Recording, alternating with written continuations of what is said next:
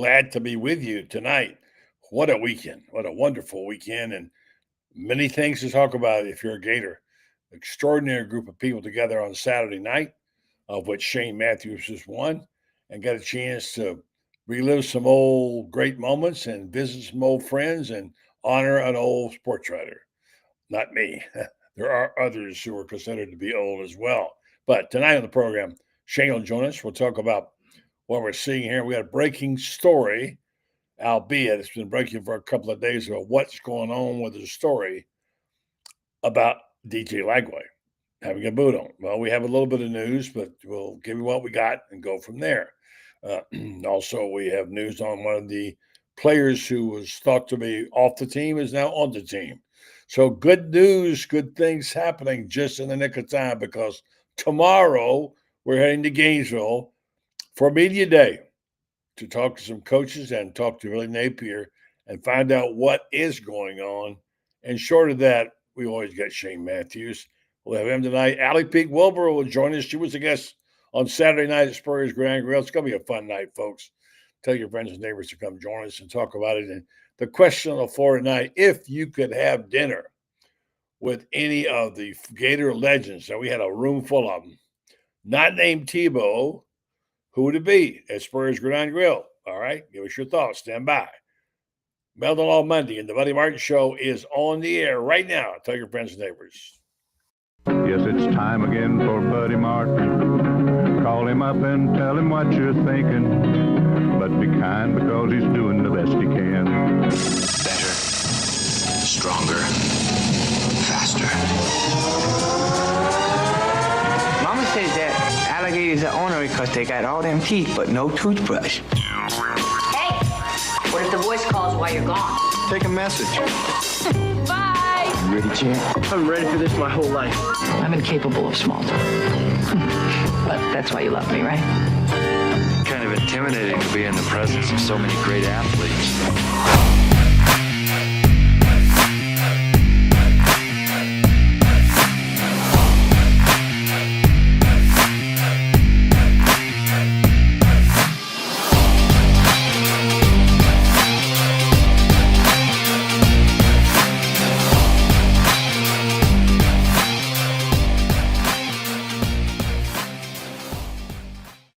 Hey, glad to be with you tonight here on the Buddy Martin Show. We got breaking news. I don't want to sound like one of those, cliffhanger things where people are trying to get you to jump on board and sign up. But there is some news, a little bit, best we can do tonight on the quarterback situation. We'll also tell you about the night at Saturday night at Gridiron Grill. It was a spectacular evening. I think even Shane Matthews, although it was late for him, I was able to stay awake, and he was one of the speakers. And let's bring him aboard right now and say, good evening to you there, Coach Shane. What's up, buddy? How you doing? I'm doing well, thank you. I thought we had a really good time on Saturday night. And I got home. I didn't think about it because it was so busy. And I got home and went to sleep and come out there. Wow, that was quite a group. I mean, you probably had the opportunity to be in that mix. But for the average Joe, anybody to see the people in that room and hear them talk and watch you guys interact. I was thinking if you could add up the total number of touchdown passes thrown in that room, how many that would be. And of course, you got to speak about Steve Spurrier. We're going to talk about him. We got a little interview with him later on, talking about the evening. He can enjoy himself.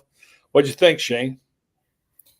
No, it was very cool. No doubt about it. Obviously, we were it was Tony's little farewell tour through the SEC, having this be his last year, 50 years covering college football in the SEC. And it was cool. I mean, I've known Tony a long time, obviously not as long as you, buddy, because he covered us. And he's always, in my opinion, done a tremendous job, even though he's a Georgia Bulldog, right? He's never really been biased. And, just anytime we can hang with Coach again and reminisce stuff, it's always pretty cool. I think fair is a good word to put next to Tony's name. I always had a great respect for him. He didn't outright cheer for anybody. I thought it was kind of interesting when he casually mentioned in his opening remarks, and as he should, talking about his first day on the job in Atlanta when they told him to go see Franz Beard who helped hire him, although my friend Van McKenzie had a big role in it. And they said, go see Norm Carlson. And I thought when he said, only thing I knew about Steve Spurrier is that he got beat up pretty bad against the Bulldogs. It didn't take long to get a response for that from a bunch of people, including you. And when you got up there, what did you say? Well, I don't remember exactly how I phrased it. I got it on tape if you want me to play it, but it was something along the lines. We make sure ass it was something like that. Yeah, I said, Tony, we all know you love your Georgia Bulldogs, but pretty much everybody in this room beat the hell out of y'all when they played. It was true, and Tony took it well, as he always would, gentleman as he is. Did you learn anything? I really got a kick out of some of the remarks that were made offhandedly. You know Danny better than I do, but I had a rare opportunity to sit down with him and talk about some things that happened almost 30 years ago. But I loved his comment when it was showing the Dorian's got a touchdown clip, that famous pass from him to Doring and to won the Kentucky game and won the SEC for him. And Danny said, I always wondered why it couldn't be Werfel's got a touchdown. Yeah, no doubt about it. That kind of put Danny and Chris on the map. That, because Chris and Danny and I kind of hung out a little bit afterwards, and we were talking, and we were somehow the whole John Reeves 9 interception game came up, and Danny goes, people forget in that Kentucky game, Terry Dean and I threw 7 interceptions. That's true. We still found a way to win it. So obviously, if they wouldn't have won that game, and they don't throw that touchdown, who knows what happens? I remember exactly where I was during that game. I was in Chicago because it was my rookie year, and obviously that game was not on TV, and you couldn't. In those days, buddy, there was no way of listening to the game if you weren't in the area. So I was in the hotel and watching whatever the ESPN game was or whatever national game was. And, they'd go to clips, or you could look at the ticker going across the bottom. Yeah. And I was losing my mind. I'm like, how in the hell are we losing Kentucky? Yeah. I was throwing stuff at the TV, and Danny pulled us out. He did. It was a great night. Here, what's going on in this picture right here? If I can get it over here, hold on a second. See if I can grab it. And all right, let's see. Let's see if can you see that picture? Oh, let's see. It's Buddy Martin. Let's see. Oh yeah, that's a good one. Who is that in that picture? Doring, me, Werfel, and Allie. Allie Peake Wilbur, who will be on the show later tonight. She was thrilled beyond belief to be there. And of course, her husband, Eric, and of course, her father, grandfather, brother all played for the Gators. And she does a great podcast. I don't know if you've been on her or not, but you should be. Mm-hmm. So what was the highlight for you? We're going to play a little interview here with Coach in a minute, but what was the highlight of the evening for you? I thought it was kind of cool. Tony's wife talking at the end. She kind of broke down, but look, anytime I can be around the Spurrier family, right, it's pretty cool. I'm very close to all the kids. You don't get them all in the same room at the same time very often because everybody's all scattered around the country. You don't. But I think that was, I talked to Bub for a while. Obviously, I see Lisa here in town.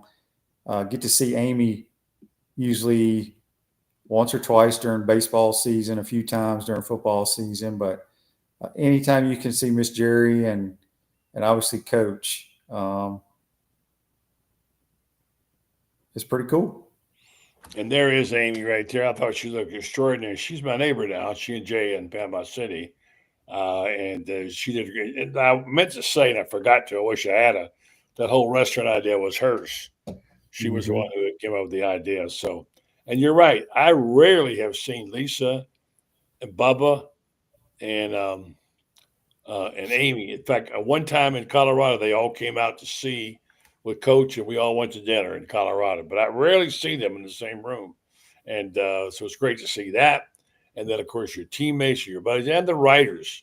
Had Pat Dooley there, and Robbie Andrew, and Gene Fredette, and quite a few of those guys. And I guess the news for the writers was that the coach plans to have a Hall of Fame for writers in the building. There's been some support for that with a typewriter, actually, commemorating the names of people like Tom McEwen, who had a very big role for him, actually helped him get the job with the Bandits. He had a very close relationship with about 8 or 9 writers.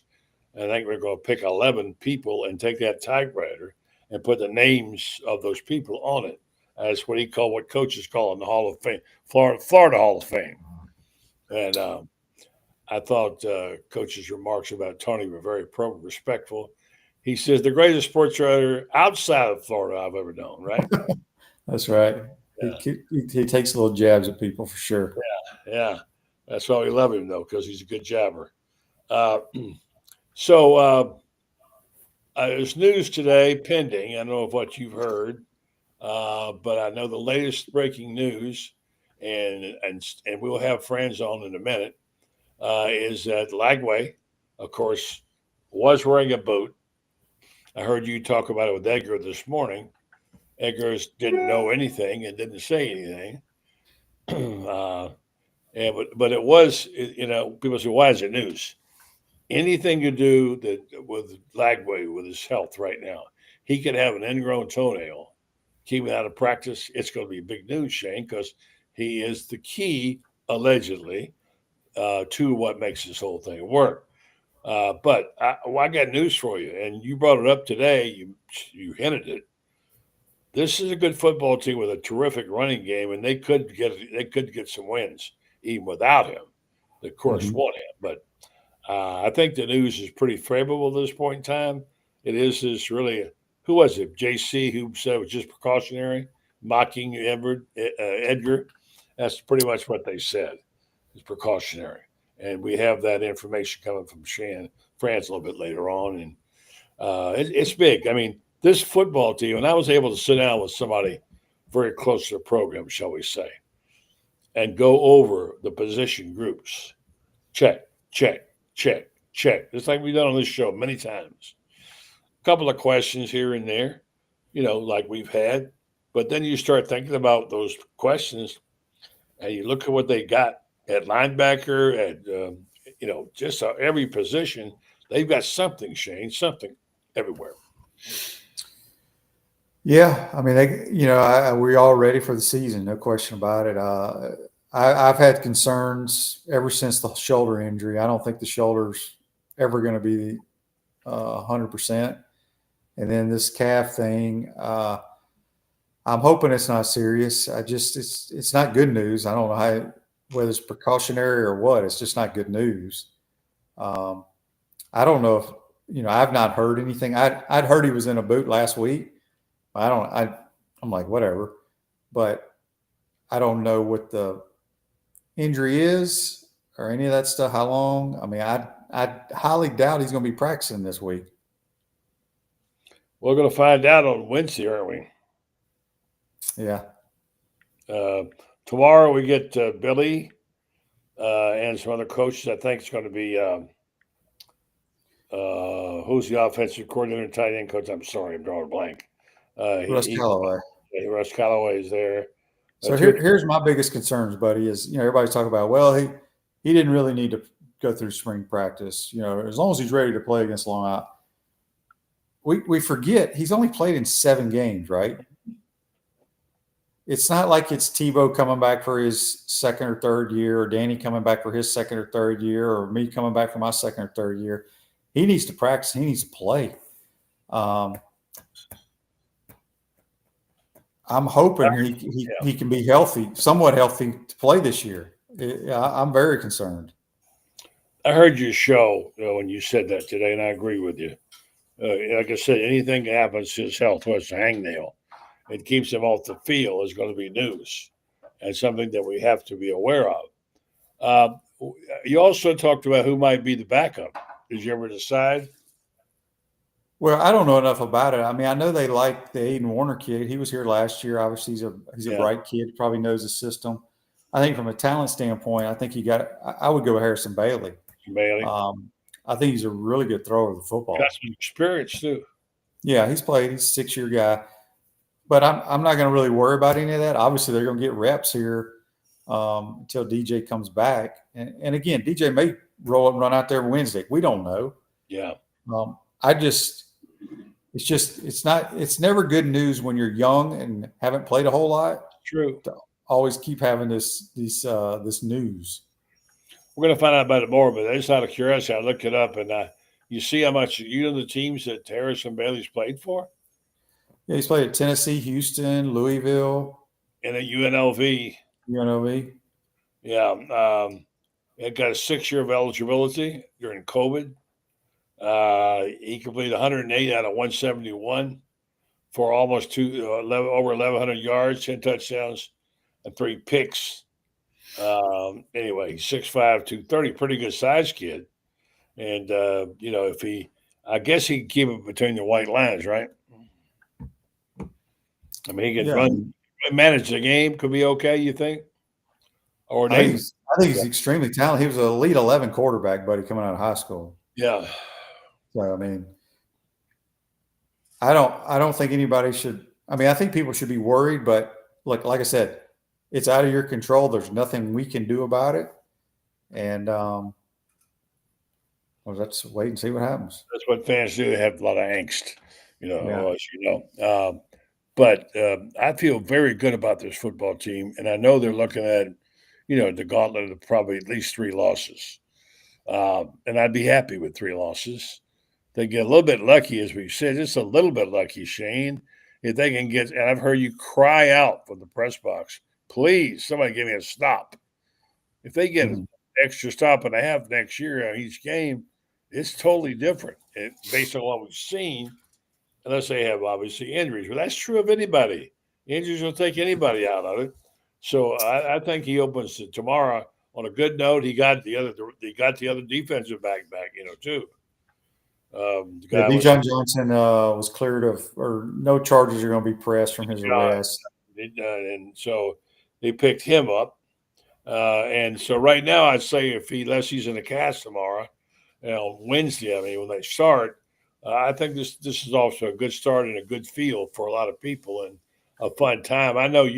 I'll be glad when you start having some fun. I'm sick and tired of you going to the games and being mad and angry and tired and grumpy.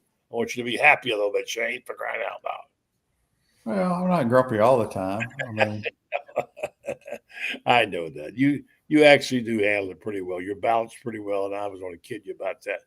But it sure is easier when we can have a little something to talk about, and something that's to see. You can't make it up if it's not there. But let's see what the folks are saying tonight. Okay, let's see if you want to tackle any of these. What's Spurrier's restaurant like? I give it a 9.5 on a 10, but basically for me. I can't speak for everybody. Shane, what do you think? He's asking about the food or the restaurant. What's the restaurant like? It's a museum. It's a very unique. I don't know if there's anything like it. Because you go to I don't know if they still have Ditka's, Shanahan's, those type of restaurants, Michael Jordan. Whoever these celebrities. This is clearly a museum but it also has good food. But if you love the Steve Spurrier, doesn't have to just be the Gators, because there's a lot of South Carolina Duke stuff in there, Bandits. It's pretty much every bit of the memorabilia the guy has collected or whatever he's done. And then a lot of my stuff's in there, a lot of Danny's stuff's in there. There's nothing like it. It's pretty cool. It's very cool, I should say. If you've never been there, you need to go. Bruce Green says DJ injury is very concerning. Yes, we said that earlier. Our old buddy Nat Blaylock, we haven't talked to. Where you been, Nat? The Mirror of Alachua. Good evening, buddy, and Shane. Good evening to you. Good to see you. John Pond, I had as a start out as a tease, if you could have dinner with one Gator legend, and I was lucky to be able to have dinner with a whole bunch of them tonight, who would have, not named Tebow, who would you pick? So now Mr. Sip says he didn't know the restaurant existed. Well, Mr. Sip, You went under a rock, okay? I mean, my gosh, they're getting ready to celebrate their 4th anniversary.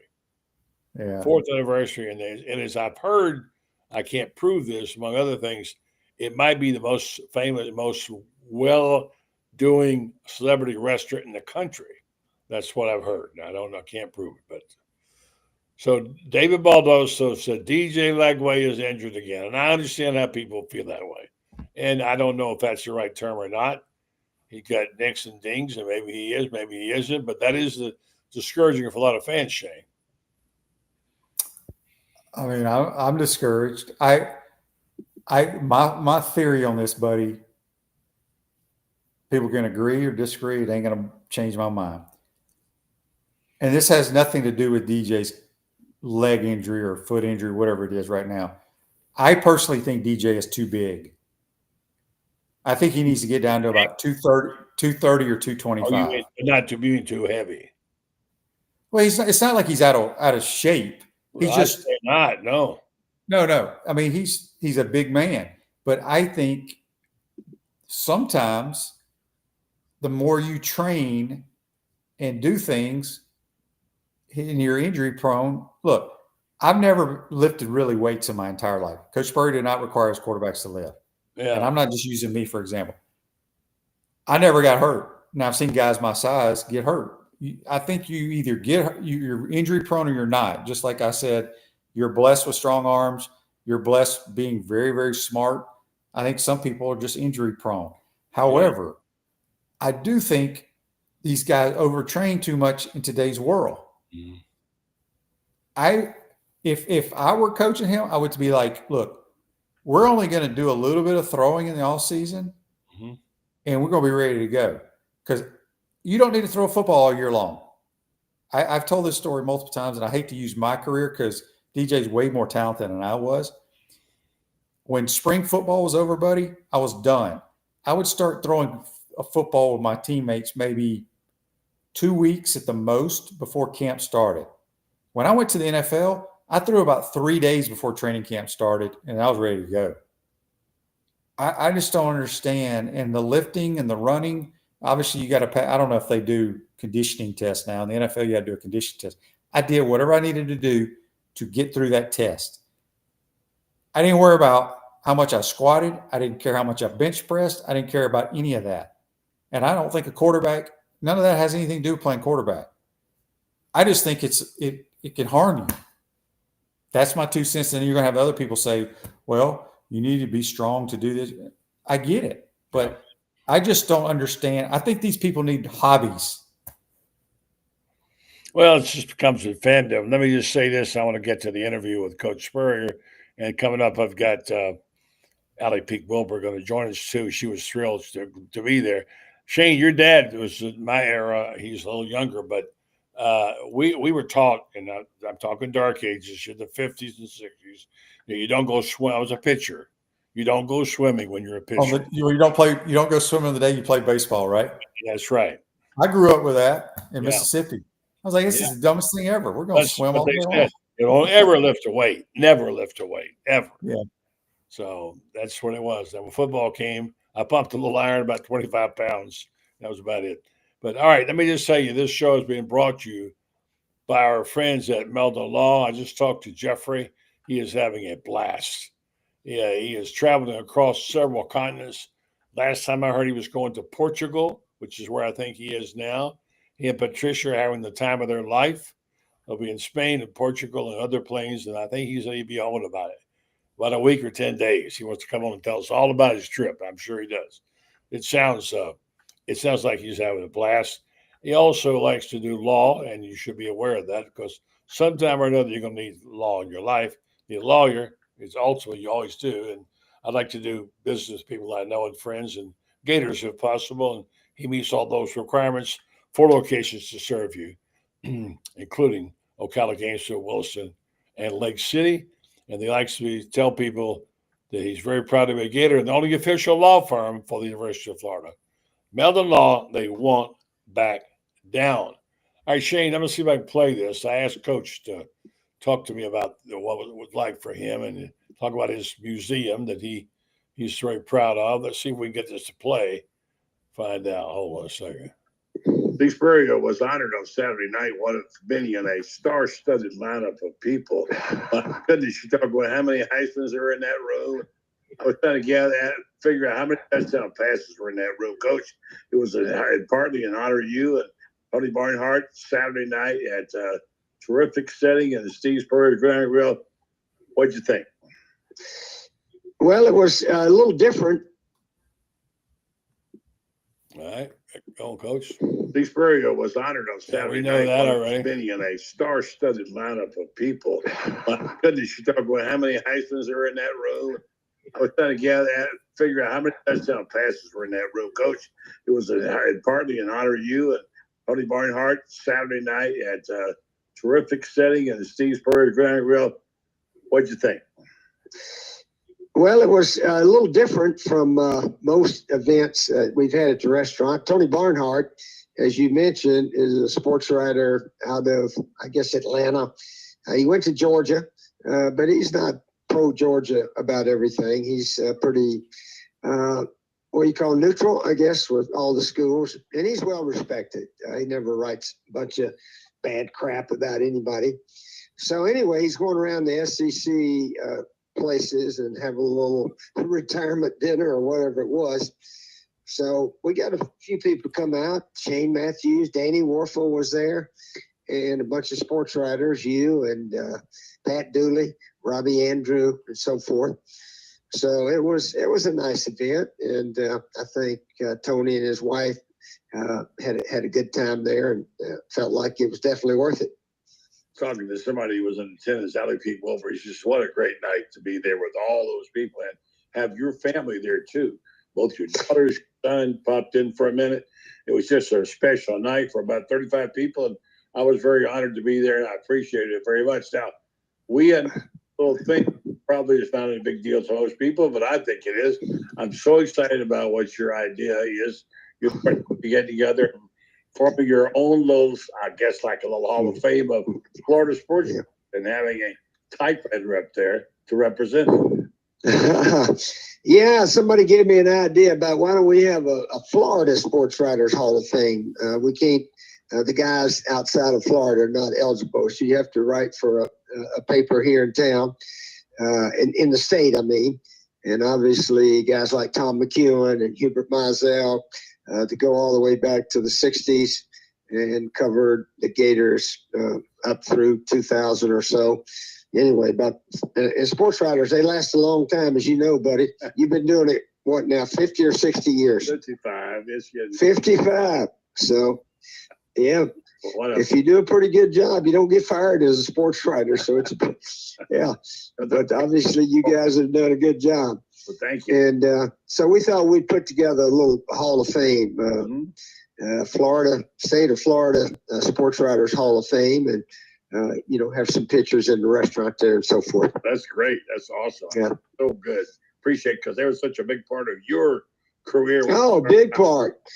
I think I was telling you, or I was telling Pat Dooley today, back when I was an assistant coach at Duke University in the early 80s, they started that new USFL spring football league in Tampa. Mm-hmm. And Tom McEwen told John Bassett, the owner, why don't you go up and interview Steve Spurrier? His offense up here is 4th or 5th in the nation right now. And we need, hire a young coach that can move the ball and score some points. So he went up there and interviewed me and hired me. Oh, there you go. I mean, the guy is such a remarkable guy. He literally is the living legend, isn't he? And when he's in a room, he lights it up, Shane. Yeah, there's nobody like him. So unique, did it his way, and that's why we love him. What was it like playing for him? It was fun. Like I said, he's totally different than any other coach. Practiced different, met different. We traveled different. We did everything different. He did it his way, and I love that about him. He didn't care. When you're done with your work, go home. He's not one of these coaches that made his staff and everybody sit there till 2:00 in the morning. And you know, he coached with a swagger. I think most of his teams, or about all his teams, played with a swagger. I think you said, made a comment that you were always told, he always said, if you coach and you're successful and you do it right, when you go home or whatever, guys will come visit you. Your players come to visit you. You made that remark the other night, and you now understand what that is. He had a comment, and I don't know if it's one of coaches that he made up, or he used to always quote John Wooden all the time, and then Sun Tzu or whatever, the Art of War. Yeah. But he always said, you've done something right as a coach if years later your players want to come back and drink a beer with you. Yeah, there you go. And I'd be down to drink a beer with him, with other players. It is a great experience because the stories, and he's so damn funny. What's your favorite one? Oh gosh. There's so many, buddy. I can remember some of them, but like Doring and Bates and Cooper Carlisle and Noah, those guys remember the stuff better than I do. Yeah. Travis McGriff's pretty good at some of the stories. One day we should try to all get together and write them down so we don't forget them. There's a few of them around, and this lady knows a few, and her husband knows a few. And she was there on Saturday night, Allie. It was quite a night. I could tell by your tone of your text. You were kind of blown away to be there with you and Eric on Saturday night. I kept saying, I felt like I got on the wrong text message chain accidentally. Like I was like, shoot, we didn't mean to invite Allie to this. Crap. How did that happen? I felt very unworthy of being in that room, but I caught the tail end of what you guys were just talking about. And I actually said to Eric yesterday, I was like, I feel like we have to do something to record the stories before the keepers of the stories aren't here to share them with us anymore. I do feel like media has changed so much that in 20 years, is there really going to be the keepers of the stories anymore? It's not like it's not the same. And so it makes me want to make sure that everything is written down because that's how you create new fans, right? Is by teaching them the history of the program. And I do want to make sure that doesn't get forgotten. It's a function of getting older. Even Shane Matthews realized now, a lot of the things you thought you remember forever, you have to remember to go back and deal. You didn't know you were dealing with history at every moment, Yeah. And Shane, you have some things I'm sure a lot of people want to know about your first SEC championship game, and what happened there in the end. I heard Danny say, I had a great interview with Danny, asking him things I've never asked you before. And I talked about going to the shotgun. Something I always wanted him to do, and I used to tell Coach about it, and he didn't pay attention to me. But we know what happened after FSU. He went to the shotgun, and he said it gave me just a little extra time I needed, to be able to get that. He had, of course, beat Alabama out of the shotgun, and then went on to win the national championship. But I was always amazed, Shane, at the way Spurrier got in the head of his quarterbacks. And I asked Danny, I said, you guys are like one person. When he run the clock down to the last 2 seconds before he snapped it, changing the play, you had it, Shane, where he changed the play right the last second, and because he knew he could do it. And Danny said, yeah, it's like I knew what was in his mind. They had the same brain. Would you get that same experience, Shane? Yeah, Coach and I are a lot alike, believe it or not. We're kind of hard-headed, but as much as we met with him and were around him, you knew what he was kind of thinking or what he wanted to do to the opponent. And he gave us the freedom at any time to change the play. Once I never did the whole look over to the sideline thing when I played. They kind of did that after I left a little bit for him to change the play. But there was nobody like him. You talking about like stories. We have great stories, but I have probably 25 voicemails on my phone in the last 10 or 15 years. Maybe not long, maybe 10 years. That I was trying to clean up my voicemails the other day. I'm like, I can't delete these. They're hilarious. I know. Yeah, I'd like to hear those sometimes. I have a few of those myself. And Allie, I'm sure you do too. Allie, nobody believes more orange and blue than Allie. Nobody's got the blood running through her veins from every which away from her grandfather on down, and she's had the joy of it. And I was experiencing through you vicariously what it must feel like for you, Allie, to be in that room, having your brother, your father, your husband, everybody being Gators, and seeing these incredible men come to life. It was like being in Field of Dreams or walking out of the cornfields, right?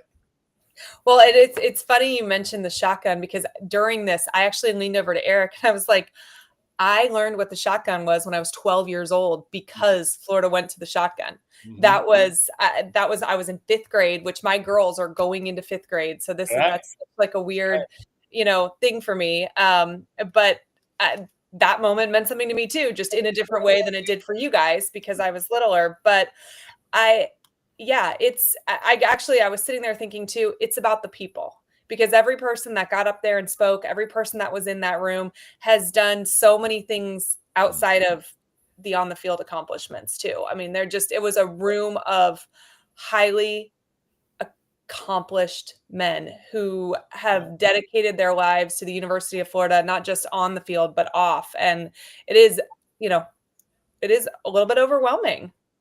I would imagine, Shane, if you felt pretty proud to be a part of that group. Yeah, I'm not a big public speaker. And, when I do speak, I don't write anything down. But I'm like, damn, I need to write something down for this one. A whole bunch of notes. They fell out on the floor. I couldn't believe it. And again, I knew I was only going to speak for like 3 minutes because that's what Tony said, just only about 3 minutes. And so I'd played golf that morning. And one of the other guys, when I was waiting for them to take, hit the ball, putt or whatever, I was writing down some things and kind of put it together quickly and folded it up and put it in my back pocket like Coach used to make us do our playbook. Allie, I'm sure you probably heard about DJ Lagway. There's a little of a breaking news story. Fans have been working it all day. And also another player we thought was gone was here. And Franz Beard is here, taking him all away from his basketball book to update us real quick before you guys go. Franz, what did you learn about DJ Lagway and the guy who came back today? Strained calf on DJ's part.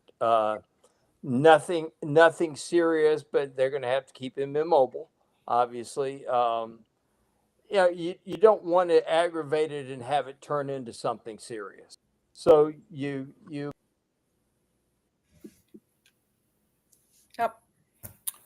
All right, what happened to him? Franz had enough of you, buddy. Yeah, no, that wasn't his fault. That was mine. All right, go ahead. I'm sorry, Shane. Franz, go ahead. Franz, he's off again. Let's see if we can get him this time. And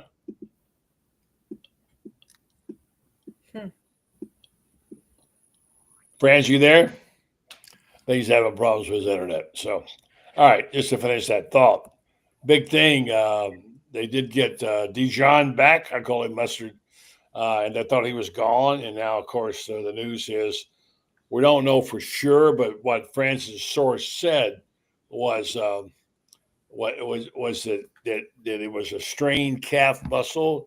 But like Shane and I were talking before, it's still a big deal anytime it's anything to do with health with DJ Lagway, right?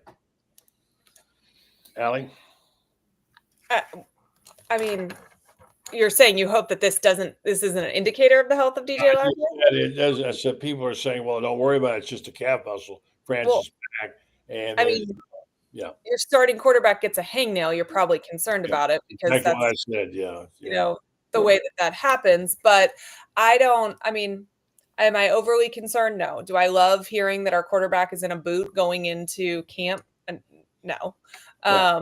But I'm hoping it's something minor. Hopefully he can be 100%. And we want him to get in as much of camp as he can, especially with the amount of time he missed for spring. If nothing more than the building those relationships with the younger wide receivers. That's reps. Well, 5,000 people are waiting for Franz to tell us what's going on. Franz, I'm sorry about that. Well, like, as I said before, it's one of these things that demands immobilizing because you don't want to aggravate it. You don't want to have something that is indeed minor turn into something that's far worse. And as we talked earlier today, buddy, it's kind of like surgery. Minor surgery is when it happens to someone else. I'm a firm believer. Every time they've told me it's minor surgery, I don't believe them. If it hurt, it was major. So he's going to be fine. And somebody made a point on the boards here. We hope he's not injury prone, and that's got to be a concern because of last year. Last year he played beat up. He gets his shoulder taken care of. This, we got to be very careful with this young man. He's a special guy, but you got to take care of your guys. Yeah. The other news is Dijon Johnson all charges have been dropped. I was told that today that was expected because they went ahead, they did the checks, everything. They found out that the gun didn't belong to him, the marijuana, whatever like that. It all, his story checked out anyway. So all the charges have been dropped. He has been completely reinstated on the team, and he'll be back. And of course, that's important because you've got another experienced corner. And I like the idea that you got you have Devin Moore, Cormani McLean, Dijon, three very, very experienced corners. You got Sharif Denson, who can play corner, who's playing the star position right now. So I feel a lot better about the depth of the secondary with this guy back, another experienced guy.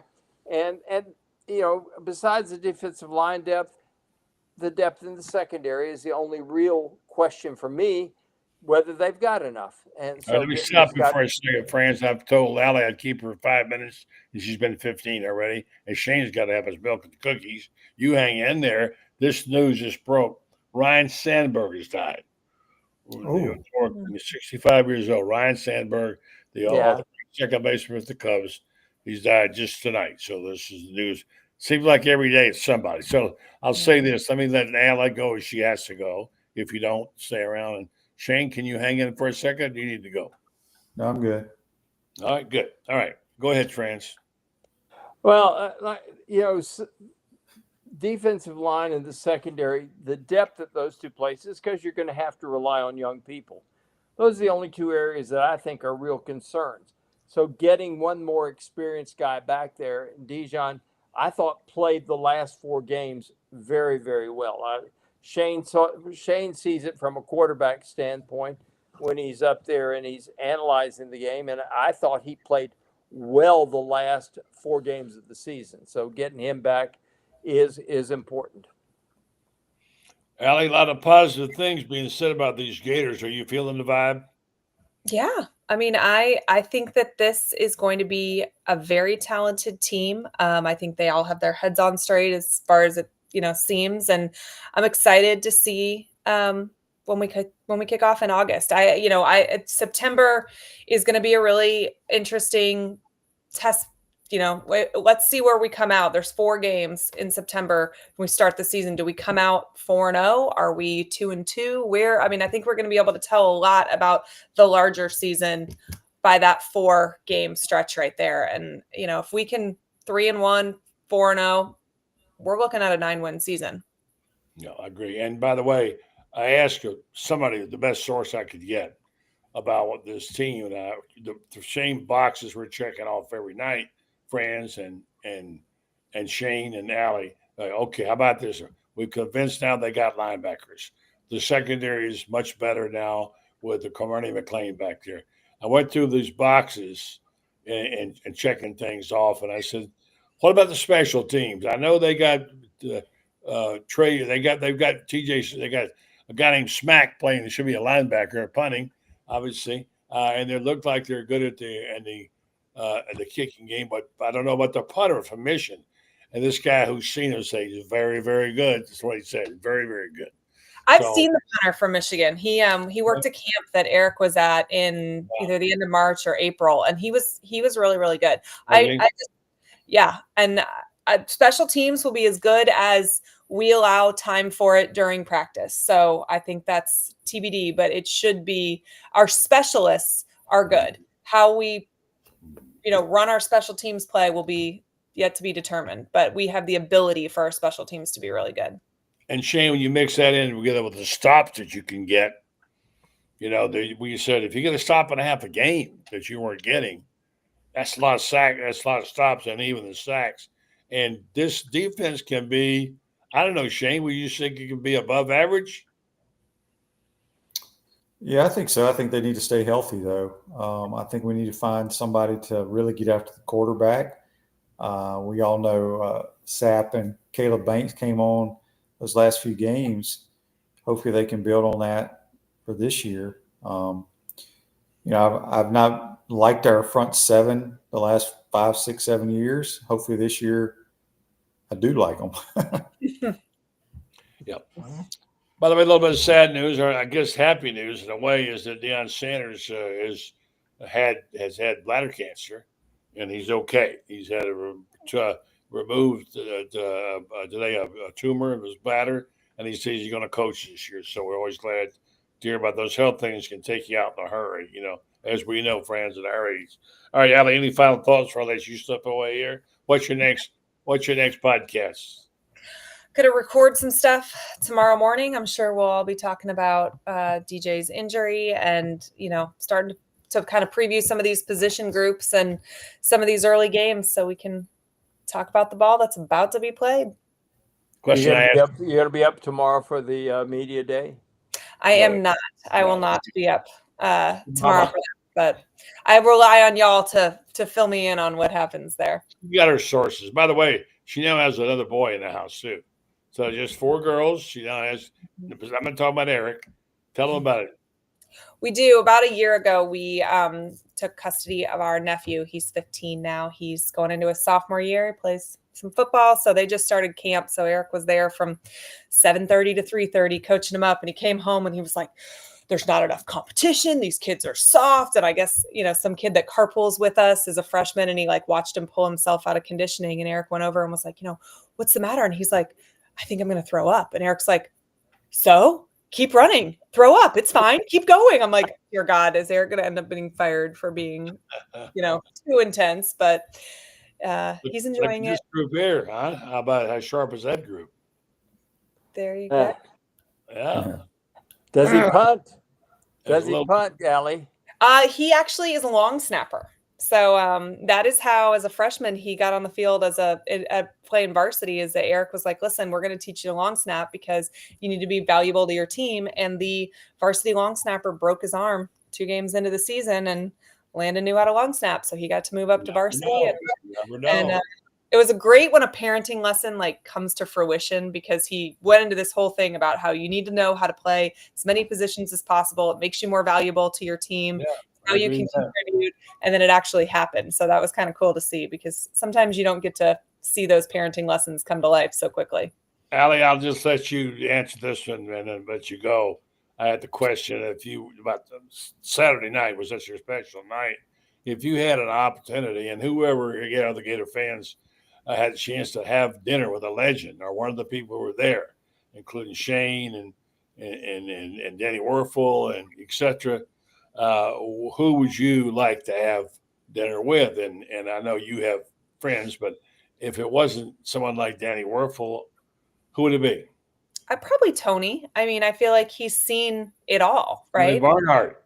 Yeah. I mean, he's seen it all from so many different perspectives, from so many different teams. I feel like he could probably, the amount of stories he could tell about the programs in the SEC would probably blow my mind. But that's a hard question, because I know, because you were so close to it. I understand. Room. Yeah, I understand. For sure. But that was the question for everybody else. I thought I'd see what you. All right, thank you, Allie. Catch her on her special podcast, and a peek at the Gators. Tell me what it is again.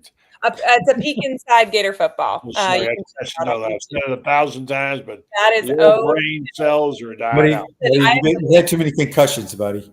I have, yes. Yes, I have had those too, by the way. All He right, played thank back you. in the era of leather, All right, guys. leather helmets, so Thank I you. mean that kind of stuff happened. We back then. played without helmets, friends. We didn't have See so, you guys later. all right, thank you. Appreciate it. All right, Shane,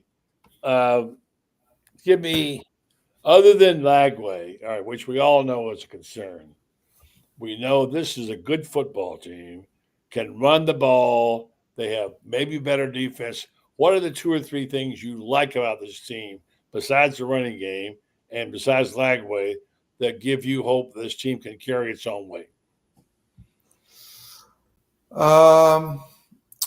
I think from an offensive standpoint, this team has more guys that can make people miss and score touchdowns than I've seen in a long time. Really? Yeah. I mean, I got to throw the running backs in there too, but amazing. The last couple of years we throw hitches on the outside and guys aren't making anybody miss and getting any yards. We throw a slant, we get tackled. I think this crew has enough skill level, highly athletic. That's what excites me. There's nothing better than a feeling as a quarterback knowing you could throw a shallow cross and that 6-yard completion can turn into 65, right? Yeah. I love Tim. How many times did he throw the shallow cross to Percy that turned into 80-yard touchdowns? Yeah, well, Percy's Percy. That's different. Right. You're right. You're absolutely right. And we got guys that can do that now. And that's exactly what I was going to say. You can elaborate on what is it Ben calls them Wilson law firm, the players they got at wide receiver.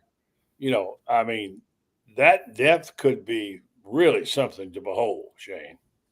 Yeah. And depth's great. I'm anxious to see how, we always play a lot of guys.